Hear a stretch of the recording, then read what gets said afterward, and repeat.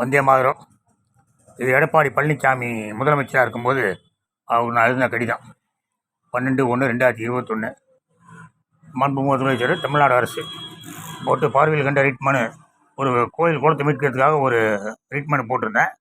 அதை விசாரித்த கலெக்டர் அம்மா எங்களாலெல்லாம் ஒன்றும் பண்ண முடியாது அப்படின்ட்டாங்க. அதுக்கப்புறம் நிறையா நடந்து போச்சு. இருந்தாலும் அருள்மிகு சுந்தர வரதராஜ பெருமாள் திருக்கோயில் விருகம்பாக்கம் குளம் அதுக்காக போட்டிருந்தேன். பார்வையில் கண்ட மனுவின் உத்தரவின் மீது நடவடிக்கை எடுக்க தங்களால் இயலாது என சென்னை மாவட்ட ஆட்சியர் தெரிவித்து விட்டார்.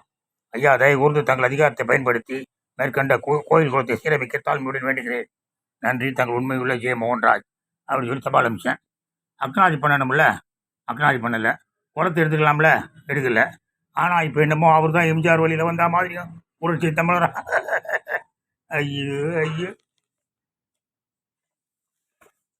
இது இன்னொரு காமெடி. விருகம்பாக்கம் வெட்டுக்குளம் மீட்புக்குழு விருகம்பாக்கம் இது போட்டு மாபெரும் உண்ணாவிரதம். யாருன்னா ராமகோபாலன், தமிழிசை சவுந்தரராஜன், பொன் ராதாகிருஷ்ணன். எப்போ இருந்தாங்கன்னா 8/5/2013. 8/5/2013. அதுக்கப்புறம் 2014 பிஜேபி ஆட்சிக்கு வந்துடுச்சு. பொன் ராதாகிருஷ்ணன் மந்திரி ஆனார். தமிழிசை சவுந்தரராஜன் மாநில கவர்னர் ஆனாங்க. அவங்களாம் ஆன உடனே என்ன பண்ணியிருக்கணும்? இப்போ நம்ம நக்கல் அடிக்கிறாரு ஆளுநர் ரவி.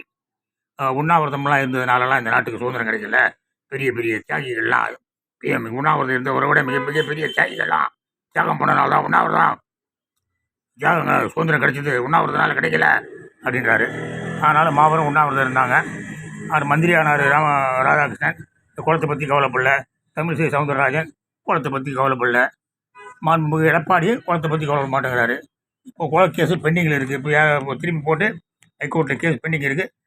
வருவோமா, குளம் வருமா, அது கேஸ் வருமா, எப்படி வருது பார்க்கலாம் அப்படின்னு திராவிட மலர் ஆட்சி நிறுத்தி வச்சுருக்காங்களா, யார் நிறுத்தி வச்சுருக்காங்க தெரியல. அந்த குளம் கேஸ் எப்போ வரப்போகுது தெரியல. வடபழனி வெங்கீஸ்வரர் கோயில் கேஸும் சுப்ரீம் கோர்ட்டில் உறங்கிக்கிட்டு இருக்குது. அது எப்போ வரப்போகுது தெரியல. ஜெய்ஹிந்த்.